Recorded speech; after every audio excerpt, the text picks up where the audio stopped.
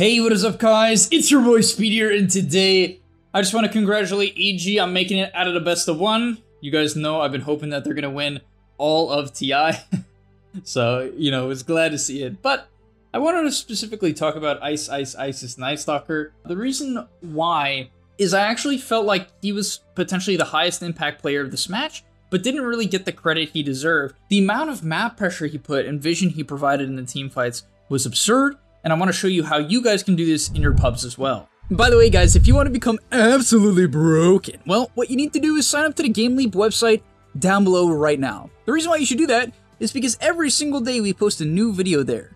Content that you simply just will never get on YouTube, we post every single day to the website. It's really top tier stuff. I'm very proud of what I make over there. We also have other creators, many of my great friends who are top tier Dota players, creating guides about different heroes, different roles, different items, skill builds, talent builds, everything you need to know to get to the next rank. So if you feel a little bit lost, you're a little bit stuck, click the link down below. I'll see you guys there. And now let's get into the video. Okay, so the first thing to note about Night Stalker is the hero definitely needs a pretty good lane. One thing I'll say is I definitely think it's a pretty good hero against Sven. Sven, while it does have some pressure potential with certain supports, for instance a Sven Undying or a Sven ET could go to town on a Night Stalker, I would say Sven Silencer, while it is a decent lane, can't really go on the Night Stalker in this match as a result of the EG drafts. Specifically, Elder Titan kind of just destroys Silencer in the early game. If Silencer ever tries to go up too far, he just dies, or, gets dropped to half HP. And so ICEICEICE, in classic fashion, does an incredibly good job at getting the wave back and giving himself a good lane. So the first play I want to talk about that almost no one would make that allows him to win his lane, or at least get off to a good start, is giving up his range creep. Yeah, you heard that correctly. He actually intentionally lets it get denied, and that might sound insane. So as we'll see in this clip here, I would say Elephant messes up a little bit. They accidentally draw aggro onto the range creep, and at that point, they basically doubled down on securing it, right? In fact, yours didn't even get the CS. Now, here's where the lane becomes interesting and where most people would mess up, or at least based on this gameplay would mess up. ICEICEICE draws aggro. Right there, he drew aggro. He drew aggro so that this creep would chase him. Now, what most people would do wrong is they would commit for this range creep without their Q. Even if they had their Q, I think it would still be a mistake. Reason being is you would just take a fair chunk of damage. You would also force your Elder Titan to have to fight in the lane with you, and that would cause him to not be able to block the small camp with his body, which is what Crit's gonna go do. And so instead, ICEICEICE simply stays in XP range, you can see, just waiting, gets the XP, and then immediately drags the wave back. After that, this is what I like to call the ICEICEICE classic. He pulls aggro again, and kills off, or tries to kill off, his range creep. All of a sudden, his lane isn't in the best spot of all time, because it will push back in due to the amount of creeps he has, but at the end of the day, this is a much better spot than what he could be, and Crit will help get him the next creep wave as well. The next thing I want to mention about ICEICEICE's gameplay is kind of just a more conceptual idea about Dota right now. Honestly, if your lanes are fine, and you don't have to leave your lane, honestly, 9 out of 10 times, just don't leave your lane. This might sound weird, and it might even contradict a lot about what you think about the offlane role, but honestly, guys, every single time I watch an offlane player, especially in your average MMR bracket or even high MMR game, leave their lane when they don't have to, they end up just becoming underfarmed, and basically they rely on their carry to do most of the work. And that might sound normal. It's like, okay, the offlaner is creating the space, but the thing is, you want to create the space when you're particularly strong. What people will do wrong on Night Stalkers be like, it's minute 5, it's nighttime, I have to go fight. This is my timing. First nighttime, not really your timing. So what I recommend in the future, disregard the first nighttime. Use it as a time where you're just a little bit stronger in the lane, so it's harder for them to pressure you, it's easier to last it. Maybe you can get a kill, right? He got a kill into the line earlier that I didn't show you, but it was a quick casual kill with the help of a couple supports, and then other than that, he's not really brawling. And we will see a bit of a skirmish here on the bottom side of the map. This is clearly not him making the movement. As you can see, he's very comfortable farming. He was even going to go for the next creep wave before this fight broke out. But of course, when the fight breaks out, good map awareness, going to shift over, pop his ulti when he can. Honestly, I think he even popped it a little bit late. He was a little bit afraid of just nothing happening in this fight. I think that's the reason why he didn't use it. But then he decides to go in. Very natural target progression. First off was going to go for the silencer. Realizes there's a 1 HP lion. That's a free kill. Then is going to shift over and clean up the silencer as well. And this is perfect, right? Because it didn't force him to stop farming for a large period of time. It's just a couple of casual quick kills. And then immediately after that, he can go back to farming. You can see with very little hesitation, shifts back to the bottom side of the map, even goes for this tier 1 tower here, secures that, and is off to farming. And all of a sudden, this offlane Night Stalker, who actually was the bottom net worth core, is number 4 ahead of a Storm and a Tidehunter, heroes with much better farming capabilities than a Night Stalker. And honestly, this is what I love about Dota, and like, this is why this game is so great in my opinion. It's like, sometimes the simplest plays are just the best plays, or at least what ICEICEICE thinks is the best plays, and I'll take his word for it in this game. But basically, he just walks back bottom. And yeah, it's a pretty simple idea. There's no nighttime, so you don't go fight. But that's what you guys gotta do if you're gonna pick this hero. Before we get into our next team fight, I just wanna show a quick clip here. So as he's running to the bottom side of the jungle, you can see my man, all he wants is gold, right? Like literally, he just wants the gold. And so as he's going for this bottom play with his team, he just casually hits a neutral camp. I'm only showing you guys this because I know for a fact people are like, why can't I get to the next rank? Why can't I get to the next rank? And I will show them a clip like this. I will be like, yes, you don't amp your efficiency to the highest regard, right? You do not take a neutral camp casually when you should. This type of clip shows why ICEICEICE is better than you. Of course, there's a million other reasons, trust me. But like literally, they're just setting up a play on the bottom side of the map. Previous to this clip, he was shoving in mid, right? He's very tanky. Obviously, he can use that HP to take some dangerous farm. But then he proceeds to just hit a neutral camp. I know. You're probably thinking to yourself, really, Speed? Does this actually matter?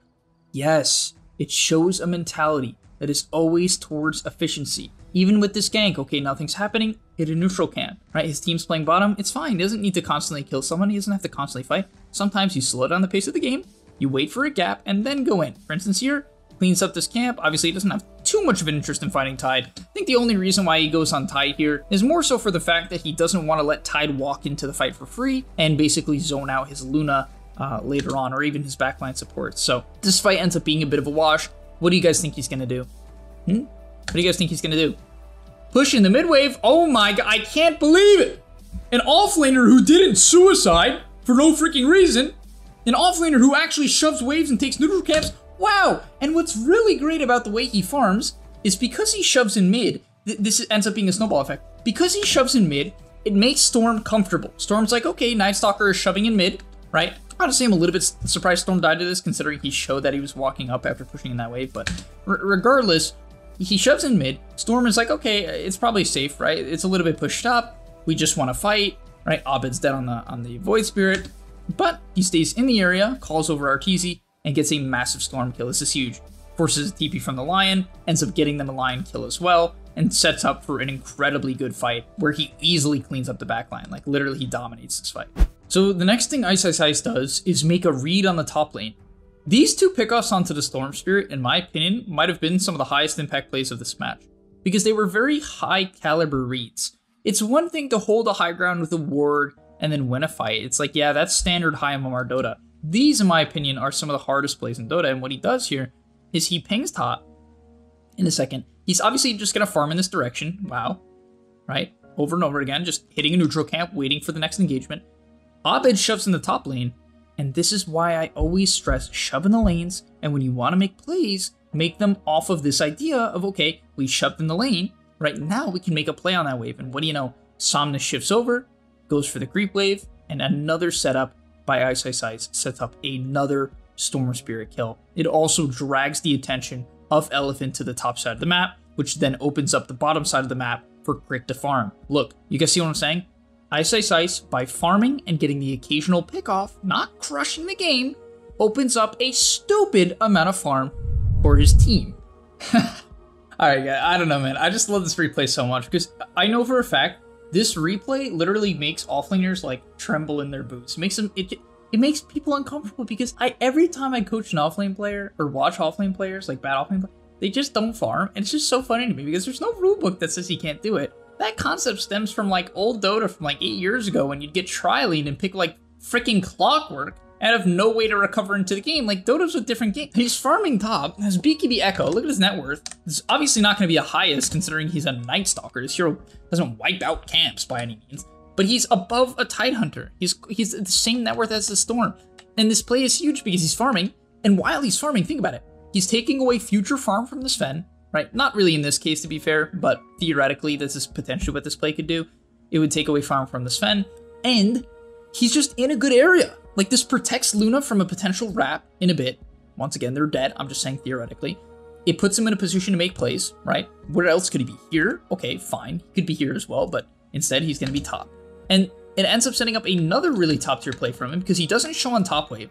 He reads the fact that Storm might TP, sees the Storm, right? And as a result of this, is able to once again bait out another huge rotation and force the Storm BKB, which is obviously massive here.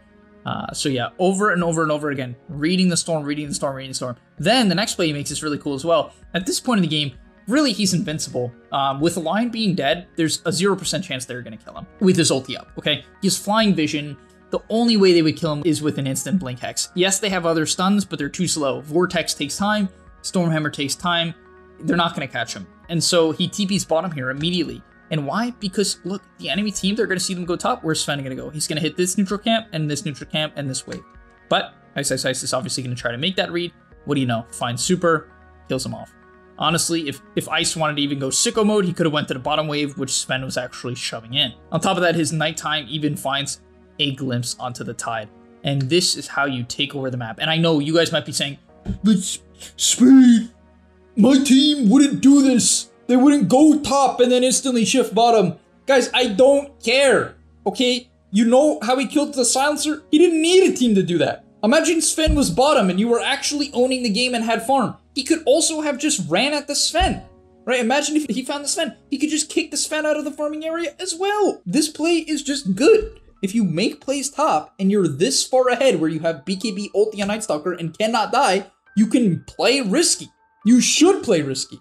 And upcoming here was one of the game-winning fights. His target priority in this fight was really cool in my opinion. I think it's very opposite what most people would do. I think most people, including myself, might have even approached this fight in a way where we would immediately try to target Lion, Silencer, Storm, right? These would be our three heroes. Now, he jumps in, of course, he does immediately target Lion and Silencer, so yes, that makes sense. But the next thing he does is he actually, instead of chasing Sven here, he immediately turns for the Tide. And this is important because it prevents Tide from blinking in, right? Tide has no counter to Crippling Fear, so the silence is a hard counter to Tidehunter.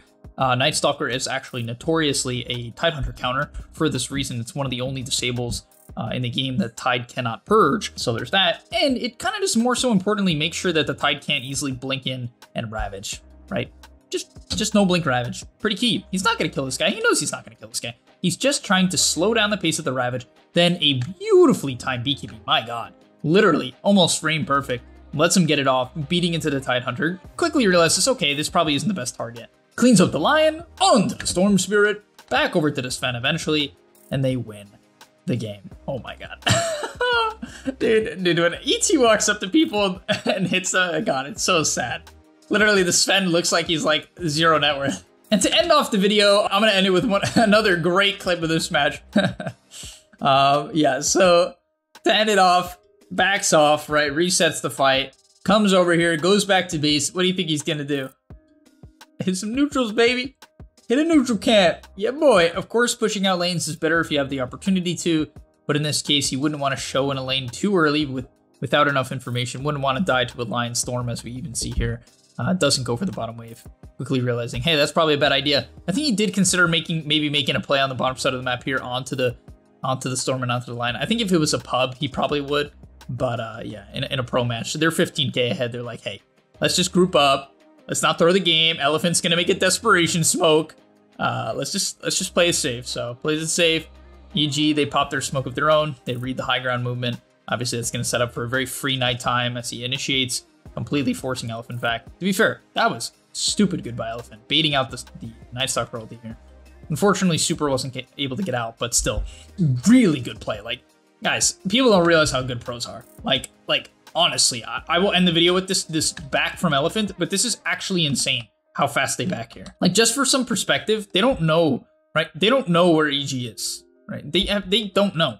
They see the Night Stalker, every single one of them books it, right? Literally, they book it. Almost no hesitation. There's like slight hesitation from Yang, but like he's tied, right? And so, insane. He gets caught anyway, but still, insane. Beautiful stuff. Like, yes, they lost, but shout out Elephant. It's been a great tournament so far. I've had a pleasure watching these teams. I really wish the best to EG. I'm hoping they win it all. You know, a little bit of NA pride here. What can I say? Nonetheless, smash the like button if you're excited for the rest of TI. Smash the like button if you're an EG supporter like myself. And I'll see you guys in the next one. Peace. And that's all, but remember, before you leave, come on, before you tune out, subscribe to the GameLeap website where we are going to help you get to the next rank. If you're stuck, click the link down below, and I'm out. Peace.